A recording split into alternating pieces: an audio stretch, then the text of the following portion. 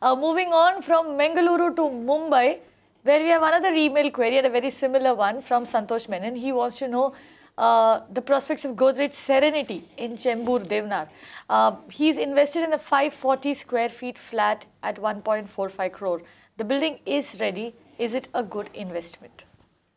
So it's actually this is truly an interesting one, because the Godrej Serenity project, and Godrej needs no introduction as a developer, but the Godrej Serenity project is a high-end project. It primarily has 3 and 4 BHKs as part of the mix, and these flats are the odd ducks, if you will, and they're well priced, and frankly it's a great opportunity if you want to look at it from the perspective of a relatively small ticket size and a high-end project.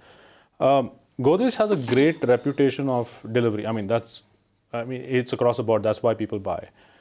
This particular micro market has seen high-end premium developers such as Raheja and Godrej have typically constructed units in this micro market. And an under construction project is usually in the range of about 19,000 to 20,000 rupees a square foot. When you complete the project, the value spike.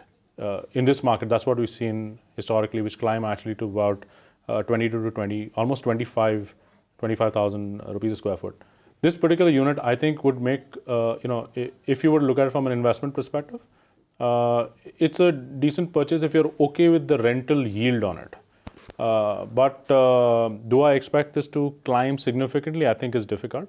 My suggestion is do a wait and watch policy, especially on this market. Since it's an atypical apartment, there may be an opportunity to negotiate further. One other thing, and I wanted to ask you this because this question comes about a Deonar project. Now, Deonar, the Chembur area especially, the last year has been very, very bad for this area from the point of view Correct. of air and health. We saw this area covered by a smog cloud. How has that really impacted property rates over here? We can see that the market has actually gone down 7%. We were seeing the charts for Chembur earlier. There too, the market has tanked down 3%. How much of this can really be attributed to the smog cloud that literally blanketed this particular locality, in the last year? So it's interesting, and these are obviously average prices and not prices for your high-end reputed developers like Godrej and Raheja.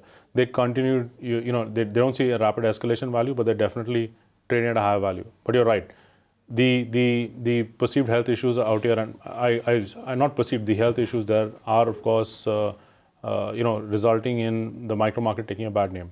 That said, the reason why this market has seen a massive spike in values in the last 5 to 7 years, and frankly it's higher than what Andheri West is seeing in incremental numbers, is primarily on account of the improved connectivity to not only South Bombay but also other parts of Bombay. And that will outstrip the effects of the air pollution?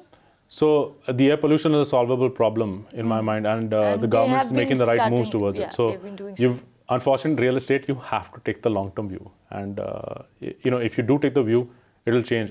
10 years ago, you look at Chembur 10 years ago, you look at Chembur 5 years ago, you look at Chembur today. Dramatic difference. So well, if you go by what Khurshed says, buy that house, buy that flat in Chembur or in Deonar today, hold on to it for another 5 to 10 years, and move in once the dumping ground shuts down. You can watch live TV on our website mpnow.in. Find us on Facebook at facebook.com/magicbricksnow. And don't forget to click the like button. You can also follow us on Twitter at magicbricksnow.